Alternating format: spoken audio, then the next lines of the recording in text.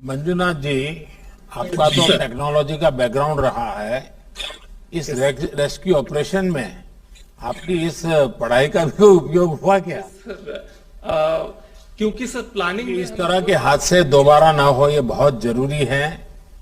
इस हादसे से जुड़े जो भी आपके अनुभव है उसकी जानकारी बहुत अहम होगी। स्थानीय प्रशासन के अन्य लोगों को भी आप मेरी तरफ से साधुवाद। माननीय प्रधानमंत्री महोदय, नमस्कार। मैं मंजुनाथ भजंत्री, डिस्ट्रिक्ट मजिस्ट्रेट देवघर बात कर रहा हूँ। सर, उस दिन सूचना जैसे ही हमको मिल गया तो हम वहाँ तुरंत एसडीओ को भेज दिए और उसके बाद एनडीआरएफ को भी इंफॉर्मेशन देते हुए मैं और एसपी साहब वहाँ पहुँच गए और सिचुएशन का हमने सबसे पहले असेस किया। फिर उसके बाद हम सोचे कि ये नेक्स्ट कोर्स ऑफ एक्शन क्या रहना चाहिए। और वहाँ कुछ लोग जो हम लोगों ने रेस्क्यू किया था उनको तुरंत हम लोग हॉस्पिटल भेज दिए। फिर सभी लोगों से बातचीत करने के बाद वहाँ जो केबल कार के कंपनी के जो एक्सपर्ट्स हैं, फिर उसके बाद एनडीआरएफ के टीम की वजह से फिर उनसे और जो लोकल टीम वहाँ लोकल लोग जो है उनसे बातचीत करने के बाद हम लोग यही नतीजे पे आए कि इनका रेस्क्यू जो है एरियल सर्वे से किया जा सकता है, ये और दूसरा कोई माध्यम नहीं है। तो हम लोगों ने तुरंत राज्य सरकार को इसको सूचना दिया। फिर वहां से भारत सरकार से अनुरोध किया गया कि जल्द से जल्द राहत हमको किया जाए। तो फिर हम लोग उस दिन सबसे बड़ा चैलेंज था कि वहां जैसे सर आपने बताया कि उनका हौसला, वहां जो फंसे हुए लोग हैं उनका हौसला कैसे रखें, तो कीपिंग द होप अलाइव, ये हमने तुरंत क्या किया कि वहां के जितने भी हमारे एनडीआरएफ टीम थी, वहां जो केबल की कंपनी थी, वो जो एक पैरेलल मेंटेनेंस ट्रॉली के माध्यम से वहां लाइट और राहत कार पानी पहुंचवाना। फिर उसके बाद हम लोग कोशिश किए बहुत टॉप लेवल पे जहां था, जहां पहुंचाया नहीं जा सकता था, तो वहां पे भी हम लोग लाउड स्पीकर से बात किए। और हमको क्योंकि नेक्स्ट डे एयरफोर्स आने वाली थी तो उसके लिए हम लोग पहले ही थोड़ा स्टडी कर ले कि कौन कौन सा ट्रॉली में कितने लोग हैं और किस तरह के लोग हैं और उनका क्या स्थिति है, बच्चे तो नहीं है। तो वो सारा चीज हम लोगों ने पहले ही बना दिया। तो उस दिन हम लोगों को जो चार्ट बना दिया कि 12 ट्रॉली में 48 लोग हैं, हर एक ट्रॉली में कितने कितने लोग हैं, वो सारा हम लोगों ने बना के रख दिए। तो फिर नेक्स्ट डे जो है जैसे एयरफोर्स आई उससे पहले ही हम लोगों ने सभी जगह टेम्पररी हेलीपैड तैयार कर दिए थे।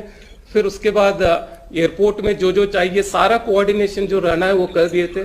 और उस दिन सुबह सुबह जब आईटीबीपी और एनडीआरएफ की एडिशनल टीम भी जब आई, इंडियन आर्मी भी आई, तो वो सभी लोग जाते थे, देखते थे, अरे ये तो इतना ऊपर है, कैसे निकाल पाएंगे।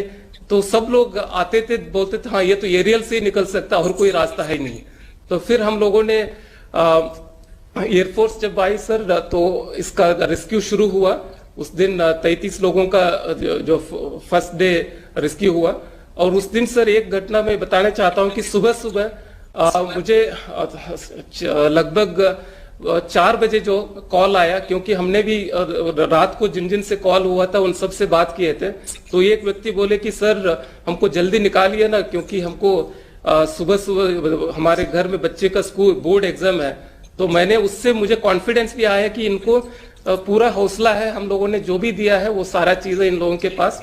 फिर और एक व्यक्ति ने जो रात को 2 बजे हमने फोन किया था, तो वो सुबह लगभग 4 या 5 बजे मुझे फोन करके वो बताया कि आप बता रहे हैं कि हेलीकॉप्टर आ रही है, ये क्या नौटंकी चल रही है, हमको क्यों नहीं आ रही है। तो सर हमने बताया कि नहीं नौटंकी नहीं, हम लोग तो आने वाली है, जैसे सनराइज होगा तो आएगा। तो उन्होंने बताया कि जल्दी से हम कब तक बैठे रहेंगे यहाँ, जल्दी से बुलाए। तो फिर हमको लगा कि इनका सभी का हौसला है और इनका होप पूरा है और हम लोग कर पाएंगे सर। और इसके माध्यम से फिर बाद में हम लोगों ने सारे ब्रीफिंग, जिसको मीडिया को भी जो प्रॉपर कम्युनिकेशन होना चाहिए वो सारा चीज किए। और जितने भी मल्टी एजेंसीज है सर, एनडीआरएफ, इंडियन एयरफोर्स, फिर उसके बाद आईटीबीपी, इंडियन आर्मी, इन सब के साथ समन्वय बनाया सर।